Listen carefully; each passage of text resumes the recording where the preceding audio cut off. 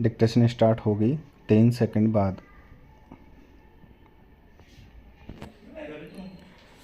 Start. इस न्यायालय के समक्ष मुख्य बिंदु यह है कि जब निगरानीकार द्वारा प्रस्तुत निगरानी पर इस न्यायालय द्वारा गुणावगुण के आधार पर दिनांक 4/7/9 को निर्णय किया जा चुका है, तो क्या निगरानी पुनः सुनवाई हेतु नंबर पर ली जा सकती है। निगरानीकार के सुयोग्य अभिभाषक का मुख्य तर्क है कि सेशन न्यायालय अंतर्निहित शक्तियों के अंतर्गत अपने पूर्व के आदेश को प्रत्यावर्तन कर सकता है तथा प्रकरण को सुनवाई हेतु रख सकता है। इसके समर्थन में सुयोग्य अभिभाषक द्वारा पुनः मेरे समक्ष RLW 1987 हाबू बनाम राजस्थान राज्य में माननीय उच्च न्यायालय की पूर्ण पीठ द्वारा पारित निर्णय दृष्टांत को प्रस्तुत किया गया है। जिसके अवलोकन से माननीय राजस्थान उच्च न्यायालय द्वारा अभी निर्धारित किया गया है कि धारा 482 दंड प्रक्रिया संहिता के अंतर्गत यह न्यायालय अपने निर्णय को प्रत्यावर्तन कर सकता है तथा पुनः सुनवाई हेतु नंबर पर प्रकरण लिया जा सकता है। पैरा। सुयोग्य अभिभाषक के उपरोक्त तर्क से मैं सहमत नहीं हूँ। धारा 362 दंड प्रक्रिया संहिता में यह स्पष्ट प्रावधान दिया गया है कि न्यायालय द्वारा किसी मामले को निपटाने के लिए अपना निर्णय या अंतिम आदेश पर हस्ताक्षर कर दिए गए हैं, तब लिपिकीय या गणितीय भूल को ठीक करने के अतिरिक्त उसमें कोई परिवर्तन नहीं किया जा सकेगा और न ही पुनर्विलोकन किया जा सकेगा।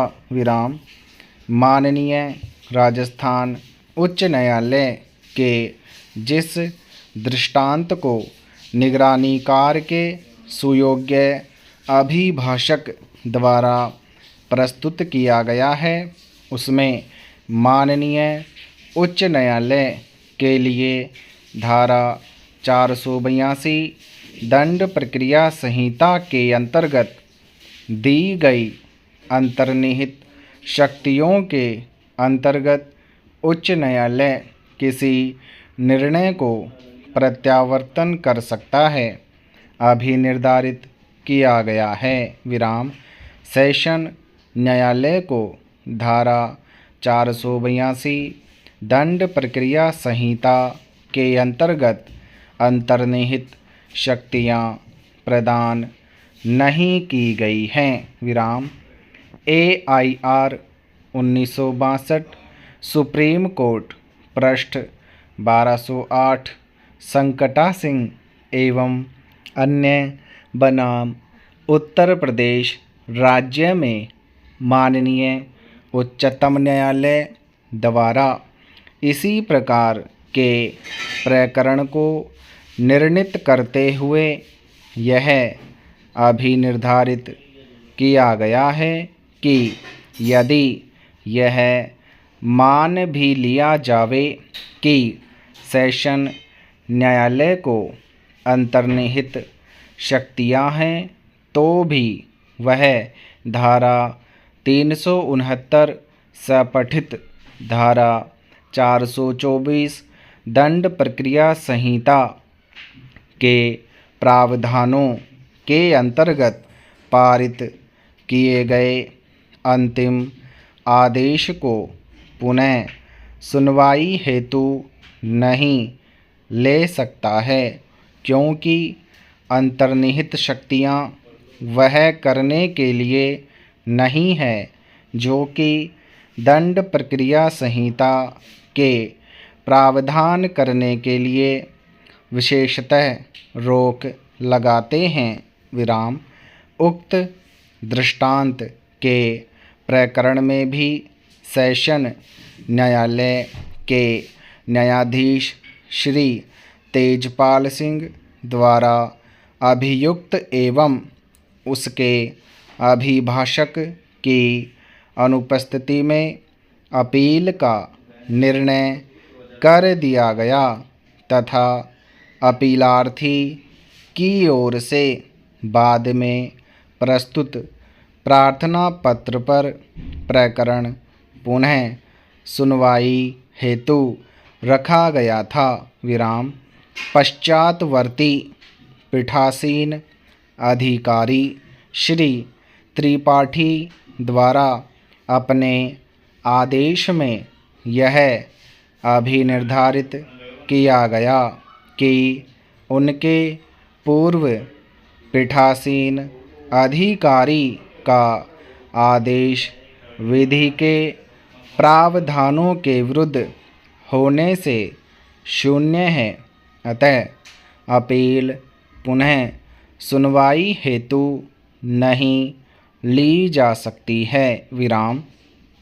इस निर्णय के विरुद्ध माननीय उच्च न्यायालय में अपीलार्थी की ओर से अपील प्रस्तुत की गई, जो उच्च न्यायालय द्वारा अस्वीकार कर दी गई तथा माननीय उच्चतम न्यायालय द्वारा पुनः अपीलार्थी की ओर से प्रस्तुत विशेष अनुमति याचिका पर यह निर्णय पारित किया गया कि अपील न्यायालय द्वारा अपील को खारिज किए जाने के निर्णय दिए जाने के उपरांत इसका पुनर्विलोकन नहीं किया जा सकता है। विराम।